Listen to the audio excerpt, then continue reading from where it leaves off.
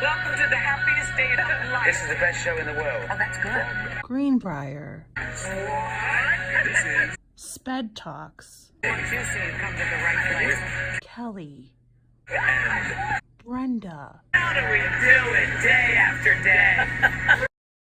Welcome to the 2018-2019 school year. We're happy to be here. Totally. So it's about that time of year when you might be receiving a Google Doc from one of us. Lots of emails coming through asking you to fill out some information about our students.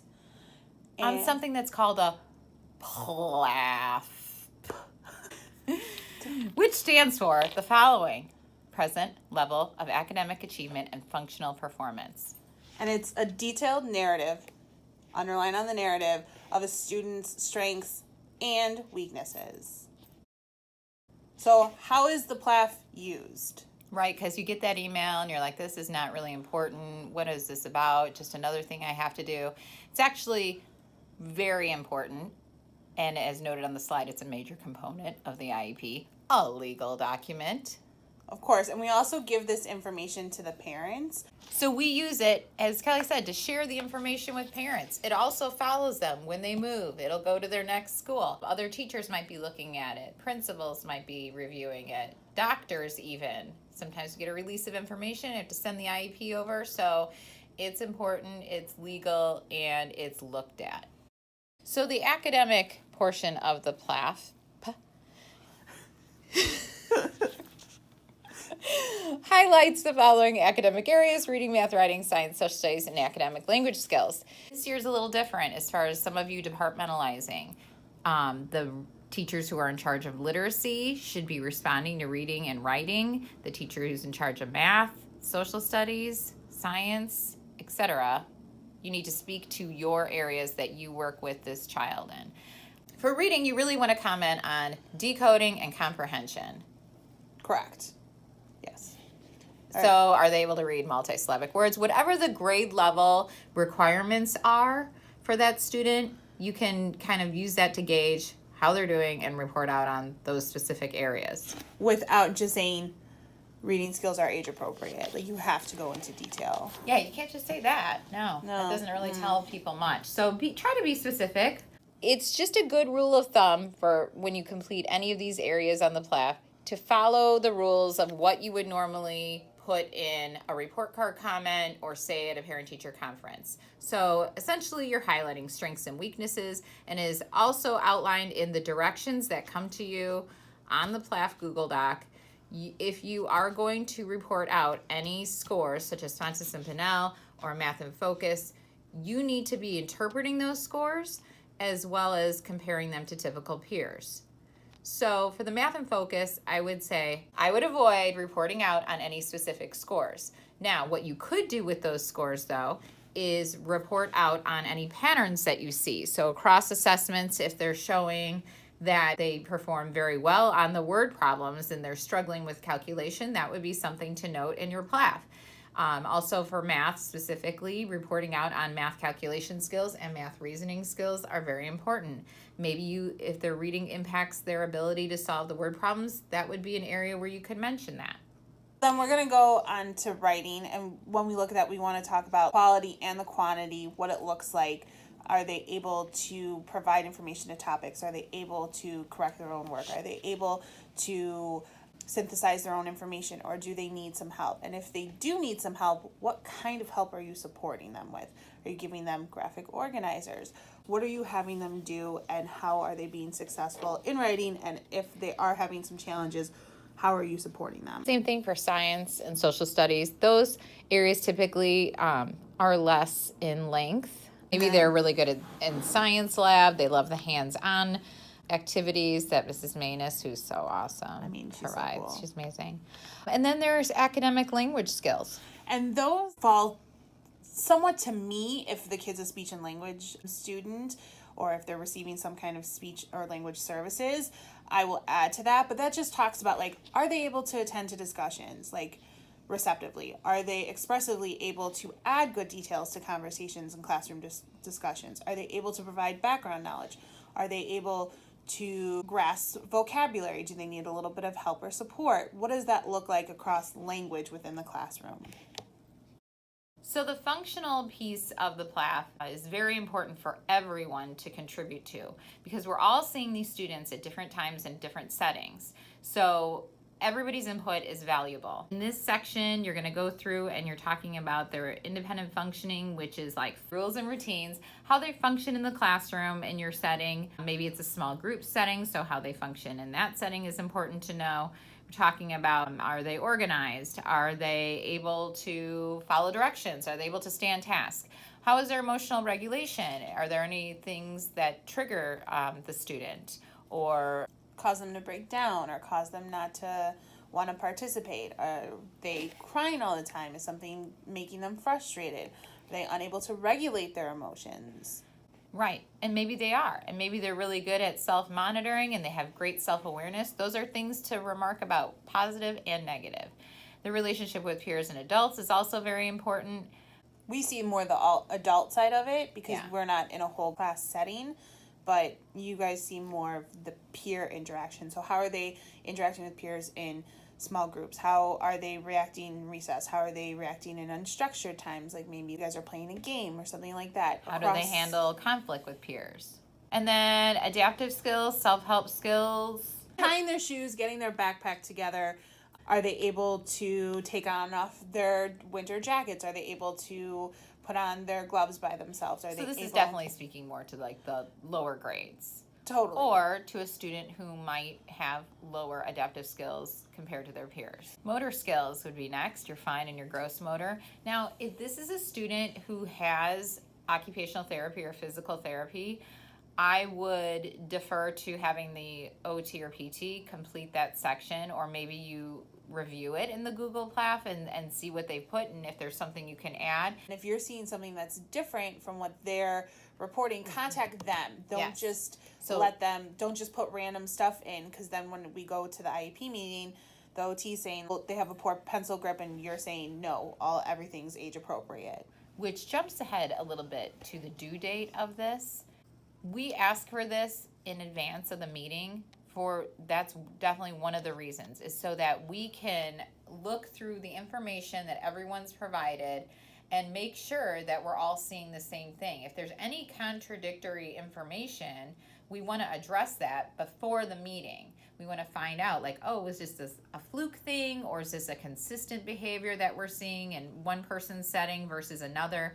We want to have all of those loose ends, shall we say, tied before the meeting, so we're going in where we're all on the same page. Then that last piece is that functional communication piece. Again, if you have a speech and language student, I'm filling that piece out. That has a lot to do with how their daily communication is across all settings. So are they able to ask for help? Are they able to have conversations with peers in the hallway? Are they able to solve problems out on the playground? Are they able to advocate for themselves if they want like a certain color within something, or if they want to do something within the classroom? So what kind of skills are they demonstrating? Again, if it's a speech and language kid, most likely I'm filling out that piece. How to write a PLAAFP. Right, so like we said, it's a detailed narrative, which means that it should be factual. You should add perspective. Don't use emotional words like I feel or I think. Use lots of describing words to describe what's going on and how they're doing things, and make sure to use full sentences. Also, as we talked about before, don't just regurgitate test scores. Last but not least, proofread. You want to make sure, first of all, that your grammar and capitalizations and everything are correct, but then you also want to talk about proofreading from an information standpoint. You don't want to put in information that you perhaps wanted to share with the case manager, or you thought might be valuable to the internal team, because like we said before, this information is going to the parent. And so if you put in information, we don't edit that out. So then parents get whatever you put in. So if it's not appropriate, like that could come back poorly on you. Right. The other rule of thumb to always remember is pretend like you're writing report card comments. So it's kind of the same thing. You don't want to say, things that are maybe somebody would take offense to. You want to be professional at all times. And as far as like the perspective, please do not use your name or say I, no first person. Like Kelly said, it just needs to be factual reporting of things that are helpful for a teacher, case manager, parent to know about their child.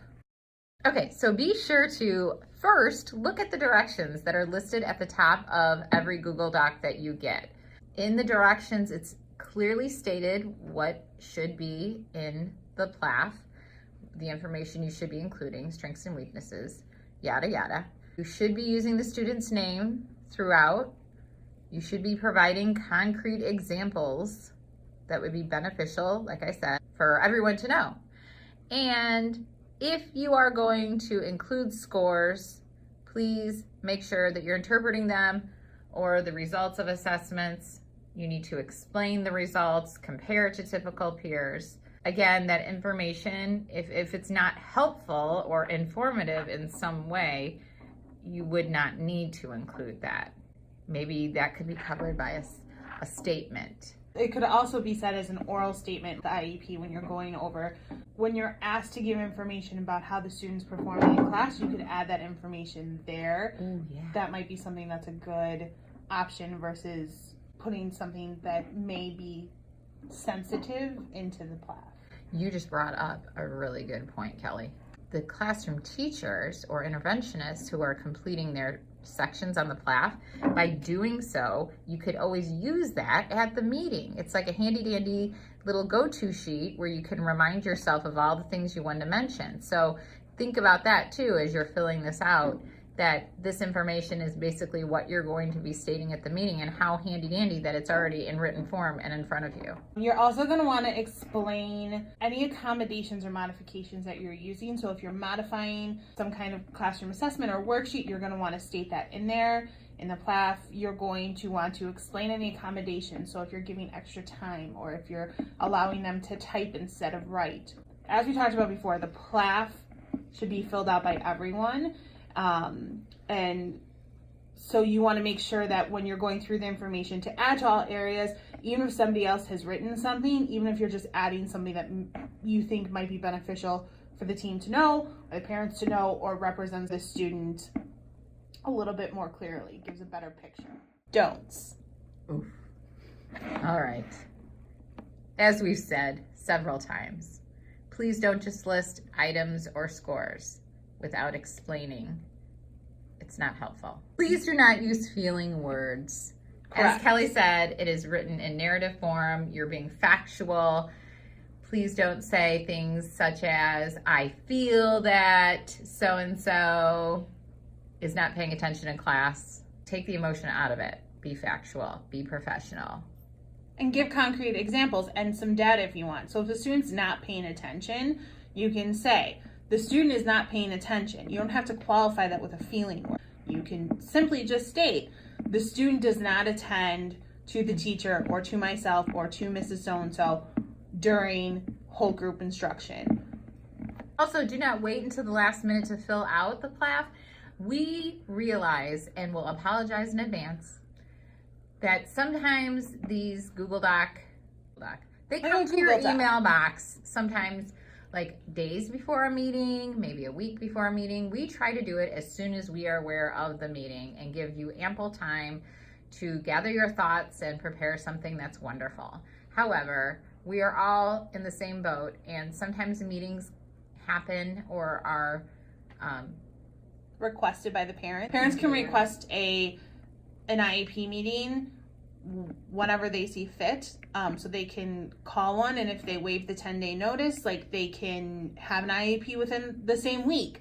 And so there are times when an IEP is 2 days away and it's like, we're trying to fill out all this information. So when we have short notice, we have to give you short notice, and we try very hard not to, but there are those occasions where it just happens. Right, so please try to get it done as soon as possible.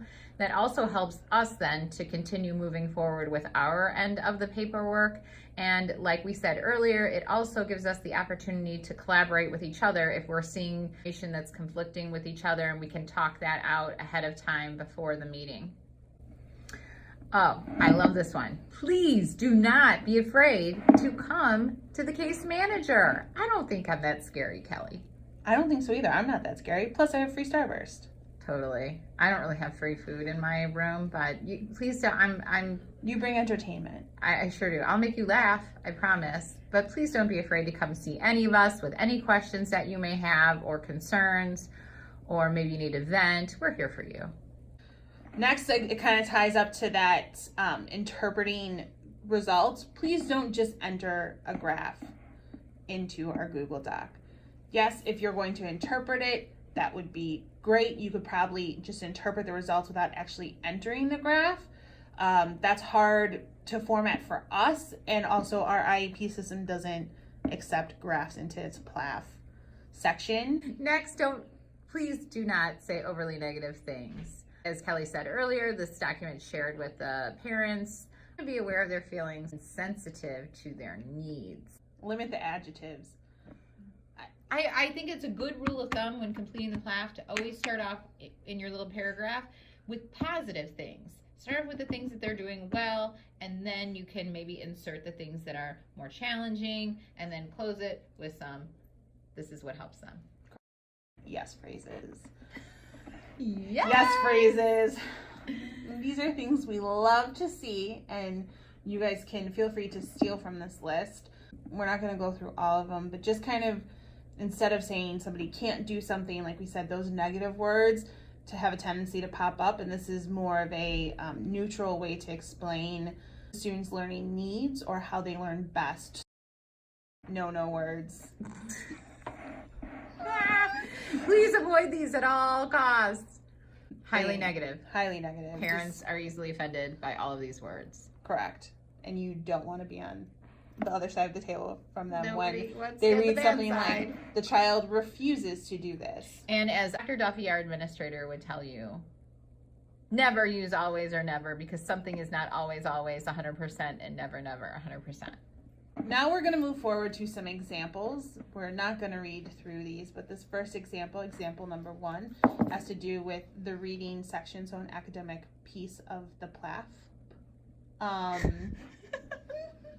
As you can see, it's clearly stated there are some scores in here, but they're comparing them to typical peers, and they're also going through and explaining, they're giving some details. So they're talking about using a variety of strategies to decode unfamiliar words, talking about sight word recognition, talking about fluency, talking about retelling significant events. So those are all things that, again, that we have drilled into you.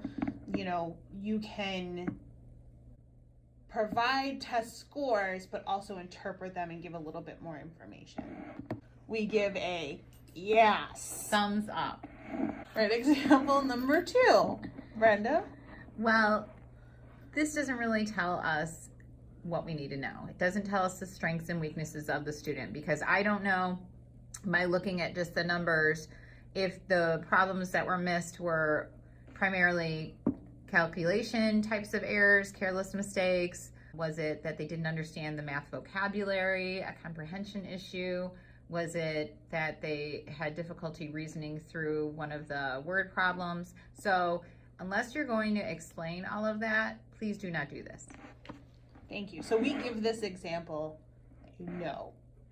No, thank you. No, thank you. So example number 3, this is a science and social studies. As we said before, these are usually less in depth and a little shorter than the other academic areas. This is the perfect example of, this is a paragraph that basically tells us nothing. It gives us a lot of feeling words. We talk about making growth, but it's from an I feel statement, so there's nothing supporting that. Talking about willing to sit and offer to put away materials, those are great skills, but it could just be because they're eager to participate and can't in any other way. So we don't really know what the meaning behind that is. And those behaviors would be more appropriate under the functional category of how they're functioning in the classroom. That's where you can talk about their student learner characteristics and how they behave in the classroom. Perfect. So we give this example. Thumbs down. Thumbs down. No eye feeling. Wah, wah. I just want to start off by saying I do enjoy science and social studies, for real. I mean, I got your back. When we look at this example, there are some things Brenda was saying. What is one of your favorite?